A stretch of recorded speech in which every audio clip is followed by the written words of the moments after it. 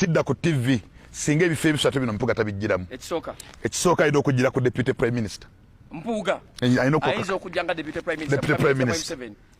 Ekyokubiri alina okujjanga. Breaking news wetuwugirira ssaawa zino eno Pastor Kiganda akwatiddwa. Pastor Kayanja agambye nedda sigenda kkiriza erinnya lyange mugende nga muli ono nahawe erityo awo wenyini ate ye Honorable Mathias Mpuuga ate mulowooza tagenda kujja nga Deputy President wa His Excellency Yoweri Kaguta Museveni. Obutambi ne videos hatuzirina mu maaso awo omukulu Mr. Ken ebibi naye si birungi mbirina naye nga tetunnagendayo nyongera okujjukiza video soko gimbereka like mumaze subscribing wegete ku mukutu kwefiguno naddala team Pastor Kayanja wamu n'abo abagamba nti bo abali ku side ya Pastor Kiganda. Kale katugende mu kyatulese olunaku olwaleero wetwogerera ssaawa zino eno omukulu amanyikiddwa nga Pastor Kayanja ebi si birungi oluvannyuma lwa Pastor Kiganda okuvaayo n'amuteekako evidences wamu n'amwogererako ne ku TV emanyikiddwa nga KTV. Pastor Kayanja ebyo bintu byonna bulijjo atumanyi tebimukwatako oba musajja mugumu. Oh my God, kumbe bulijjo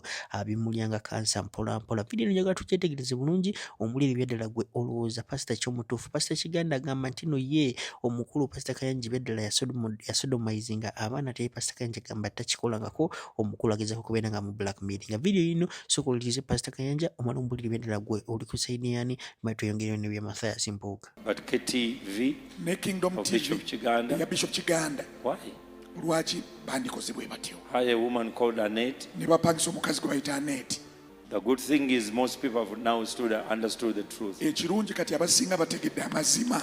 And I thank those who are coming up to apologize. Nebaza abavuddeyo okwetonda. But for KTV, ne ku lwa KTV, its management, abagiddukanya omukyalo oyo munnamawulire, yesterday eggulo we opened up a case against them. Twabaguddeko omusango. It started with that recording byatandikira ku katambi kali of the TV called KTV. Okuva ku TV gye bayita Kingdom TV. That's Kingdom TV of Bishop Kiganda. Ya Bishop Kiganda. There was a lady. Waliwo mukyala. She did not show her face. Munnamawulire nga talaga face ye. But last Monday they revealed her in court. Monday wedde baamulaze mu kooti. She spoke things which were not in court. Ebigambo bye yayogera in other words, she lied ekitegeeza yalimba to the whole country. Yalimba eggwanga mu katambi ako. So innocent people started blogging things. Abatamanyi kituufu ne batandika obisaasaanya. Why will you do that? Lwaki wandikoze ekintu bwe kityo? Then they lie, Pastor Kayanja is in court. I'm not in court. Ne balima nti omusumba Kayanja ali mu kooti. Siri mu kooti. They are the one in court. Be bali mu kooti. Me, I'm not in court. Nze siri mu kooti. And the case is not about Pastor Kayanja. Omusango tekuli ku musumba Kayanja. No. Nedda. Pastor Kayanja is not dragging them there. Musumba Kayanja, it's the state. Si abatwala mu kooti wabula eggwanga. Is Uganda versus them. Uganda ye bavunaana.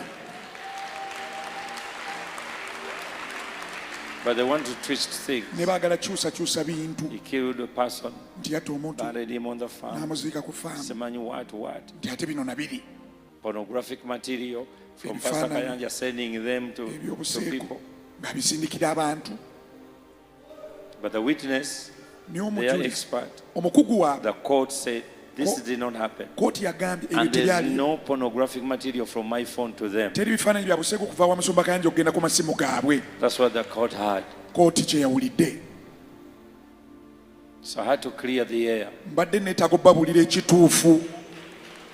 So let your heart not be troubled. The case has reached a stage of them defending themselves. The court found them, they have a case to answer. But KTV ne Kingdom of TV ya Bishop Kiganda. Why? Lwaki bandikozebwe batyo? A woman called Annette. Ne bapangisa omukazi gwe bayita Annette. And she speaks n'ayogera without showing her face. Nga talaga face ye. The good thing is most people have now understood the truth. Ekirungi kati abasinga bategedde amazima.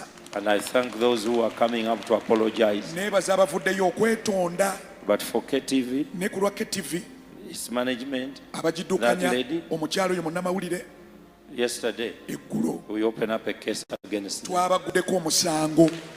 You can't do this. Tosobola kikola ekyo. This is evil. Ekyo kikyamu.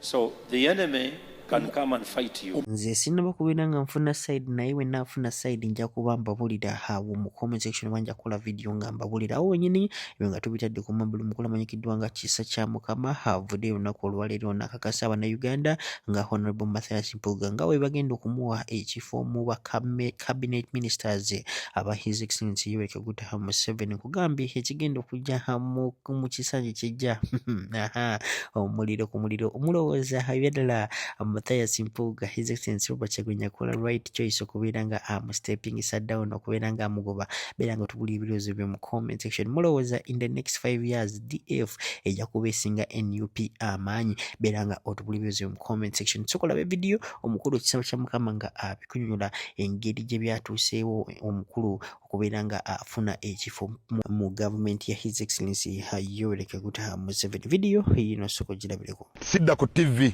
singa ebifo ebisatu bino Mpuuga tabigiramu ekisooka alina okugira ku deputy prime minister Mpuuga ayinza okujja nga deputy prime minister mpulira ekyokubiri alina okujja nga state minister wa finance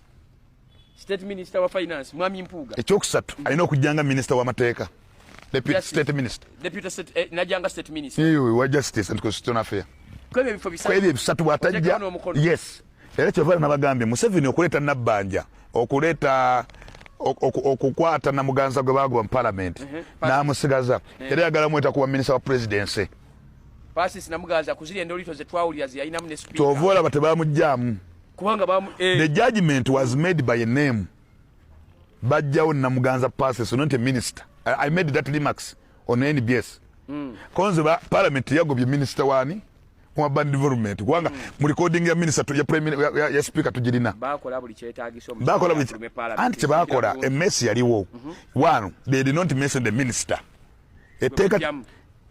eteka tiliragira kugoba member wa parliament era speaker talina buyinza kugoba member wa parliament naye alina obuyinza ne cabinet ye n'olukiiko lwe okugoba minister.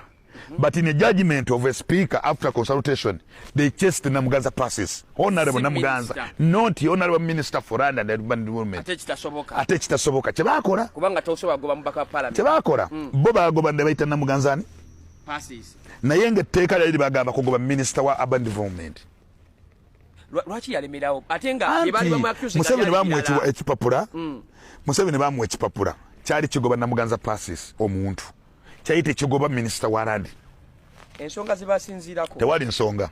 Bwalimu obutaka. Byonga tubitadde ku mabbali omukulu amanyikiddwa nga Mr. Ken ebyesi birungi Rama Wonders alese bwino oh my god ebisiyaga mu Uganda bifuuse ebisiyaga Pastor Kayanja huyo kati Mr. Ken naye hawon imagine okubeera nga abikola omwana omuto ebedala video najirabye amaziga ne kampita mugwe nayagala katambi oh my god tomalaga jamu inbox yange anti naku zino mukimanyi bulungi zino government etekawo strict laws gwena nga wetaga katambi oba mutu yenashaninga katambi abagenda musiba emyaka 15. Oh my god video ino omukulu Rama Wonders ngabe kunyonyola naye gwe ayetaga katambi omanyi ekyokukola sokolabe Hajaruna ayina byegamba tumwetengere ne Rama Wonders. Assalamu alaikum wa rahmatullahi wa barakatuh. Yenze Haji Aruna omusomi w'edduwa asangibwe Bulumaji ku luguudo lw'Ejjinja kola ku bintu ebyenjawulo ng'emuli endwadde zitawanya abantu ababulijjo kola kwabo bonna abalina ebizibu mu mukwano bw'oba olina ebizibu mu mukwano jangu gyendi neyo nsobola okumalira ensonga kola ku mikisa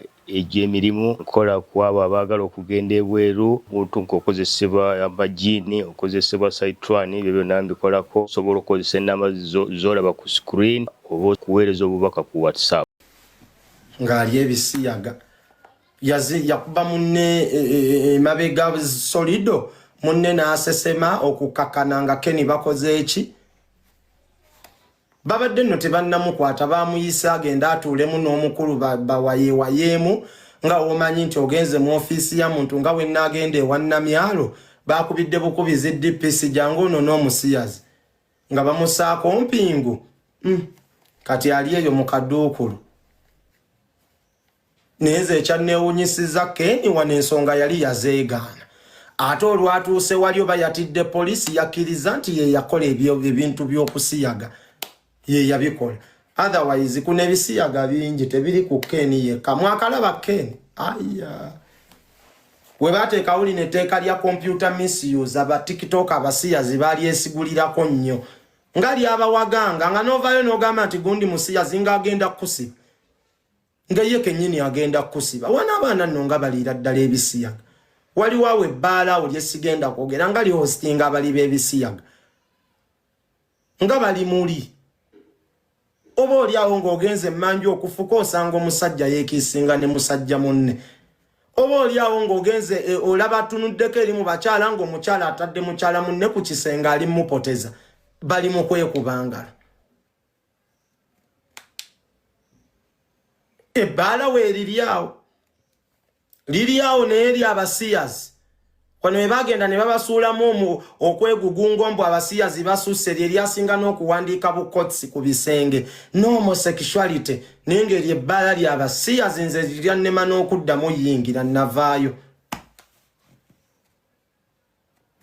muli abasiyazi oba oli awo nga bano bali b'ebisiyazi baze oba oli awo nga abasajja beekwatirira bazze beekwanda ate dihostinga nnyo ba tiktok abasiyazi gwe buli wolaba tiktok nga bamutadde ku posta nti agenda ku bbaala weeri timanya musiyazi nti ba tiktok abatali basiyazi banoonyanga emirimu babateeke mu mabaala ago bakole nga babagoba nga baleeta bano boolabamu engeri eri be bateekayo